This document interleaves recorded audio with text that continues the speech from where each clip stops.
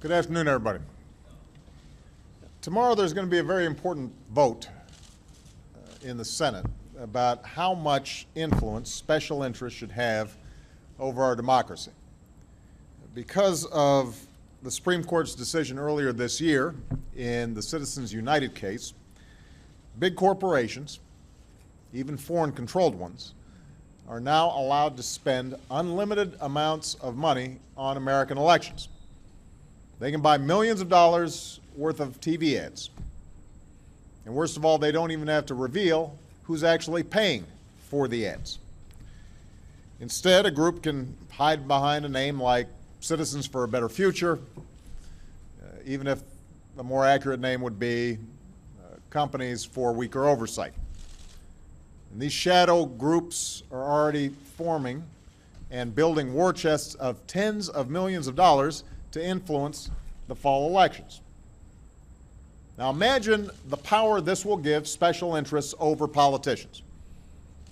Corporate lobbyists will be able to tell members of Congress if they don't vote the right way, they will face an onslaught of negative ads in their next campaign. And all too often, no one will actually know who's behind those ads. So the House has already passed a bipartisan bill that would change all this before the next election. The Disclose Act would simply require corporate political advertisers to reveal who's funding their activities. So when special interests take to the airwaves, whoever is running and funding the ad would have to appear in the advertisement and claim responsibility for it, like a company's CEO or the organization's biggest contributor. And foreign-controlled corporations and entities would be restricted from spending money to influence American elections, just as they were in the past. Now, you'd think that making these reforms would be a matter of common sense, particularly since they primarily involve just making sure that folks who are financing these ads are disclosed so that the American people can make up their own minds. Nobody's saying you can't run the ads. Just make sure the people know who, in fact, is behind financing these ads. And you'd think that reducing corporate and even foreign influence over our elections would not be a partisan issue. But of course, this is Washington in 2010. And the Republican leadership in the Senate is once again using every tactic and every maneuver they can to prevent the Disclose Act from even coming up for an up or down vote. Just like they did with unemployment insurance for Americans who'd lost their jobs in this recession. Just like they're doing by blocking tax credits and lending assistance for small business owners.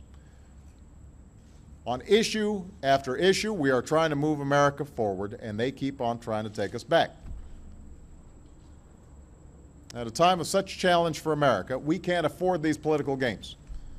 Millions of Americans are struggling to get by, and their voices shouldn't be drowned out by millions of dollars in secret special interest advertising. The American people's voices should be heard. A vote to oppose these reforms is nothing less than a vote to allow corporate and special interest takeovers of our elections. It is damaging to our democracy. It is precisely what led a Republican president named Theodore Roosevelt to tackle this issue a century ago. Back then, President Roosevelt warned of the dangers of limitless corporate spending in our political system. He actually called it one of the principal sources of corruption in our political affairs. And he proposed strict limits on corporate influence in elections. Not because he was opposed to them expressing their views in the halls of democracy, but he didn't want everybody else being drowned out. He said, every special interest is entitled to justice, but no one is entitled, not one is entitled to a vote in Congress or a voice on the bench or to representation in any public office, because he understood those weren't individual voters. These are amalgams of special interests. They have the right to hire their lobbyists. They have the right to put forward their view. They even have the right to advertise, but the least we should be able to do is know who they are. So on Tuesday, we face the sort of challenge that Teddy Roosevelt talked about over a century ago. We've got a similar opportunity to prevent special interests from gaining even more clout in Washington. This should not be a Democratic issue or a Republican issue. This is an issue that goes to whether or not we're going to have a government that works for ordinary Americans, a government of, by, and for the people.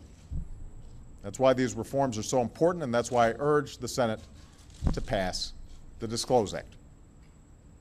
Thank you. The Afghanistan leaks, sir, do they endanger U.S. troops? What do you think about the WikiLeaks documents leak?